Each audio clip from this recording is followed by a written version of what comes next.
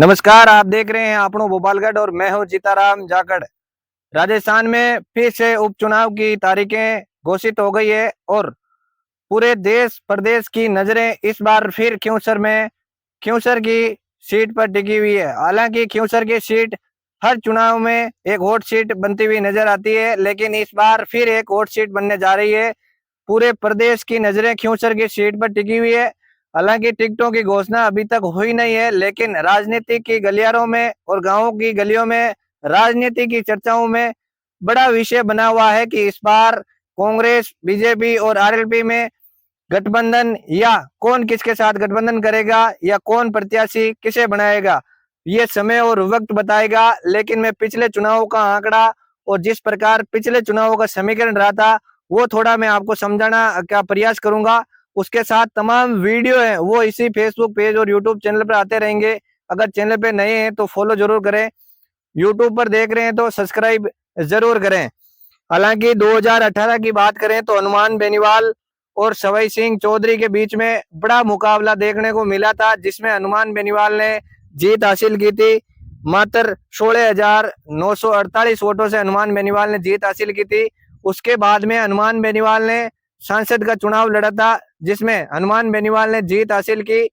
फिर वही सीट पर उपचुनाव हुआ था, जिसके अंदर अपने छोटे भाई नारायण बेनीवाल को चुनाव लड़वाया था, जिसमें 4,630 वोटों से नारायण बेनीवाल ने जीत हासिल की थी। इनके सामने प्रत्याशी बदला गया। जो पहले चुनाव में प्रत्याशी थे सवाई सिंह चौधरी, उनकी जगह उपचुनाव में हरिंदर मिर्जा को प्रत्याशी बनाया गया था। क्या वही रूपरेखा इस बार 2024 के उपचुनाव में अगर ऐसा देखा जाता है तो यह सीट एक बार फिर आरएलपी जीत सकती है। अगर ऐसा नहीं होता है, सेम प्रत्याशी रेवंतराम डांगा को बीजेपी टिकट देती है, तो यहाँ स्थितियां बीजेपी के पक्ष में बनती हुई नजर आती है। हालांकि 2000 जो अभी चुनाव हुए हैं 2023 के, उसके अंदर हनुमान बेनीवाल और रेवंतराम डांगा और हनुमान बेनीवाल दोनों बेहद करीबी थे। दोनों ने कई राजनीतिक मंच एक साथ साझा किए हैं, तो कई राजनीतिक की रणनीतियां एक साथ बनाई थी। फिर मनमुटाव के कारण ये दोनों अलग हो गए और रेवंतराम डांगा हनुमान बेनीवाल के खिलाफ उन्हीं के सामने उन्हीं की सीट पर सामने चुनाव लड़ा था, जिसमें हनुमान बेनीवाल को 2,059 वोटों से जीत हासिल हुई थी। इन आंकड़ों के आधार पर अगर हम फिर से देखा जाए कि इस उपचुनाव के अंदर हनुमान बेनीवाल अपनी पार्टी से दावेदारी किसे थमाते हैं, हालांकि नारायण बेनीवाल या कनिका बेनीवाल या किसी अन्य प्रत्याशी के साथ टिकट की दावेदारी सौंपते हैं तो समीकरण कुछ अलग बनते हैं। अगर कांग्रेस के साथ गठबंधन रखते हैं तो समीकरण बिल्कुल अलग होंगे।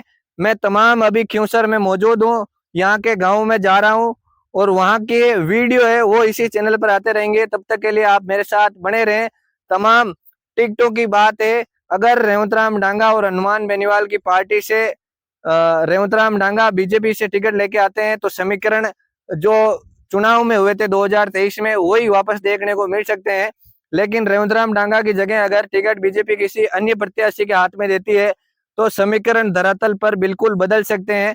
हालांकि आरएलपी और कांग्रेस के बीच में गठबंधन रहेगा या नहीं रहेगा, गठबंधन के बाद में प्रत्याशी संयुक्त प्रत्याशी आते हैं या किसके साथ, वो वक्त और समय के साथ बताएंगे। तब तक के लिए आप हमारे साथ बने रहे। धन्यवाद। राम राम सा।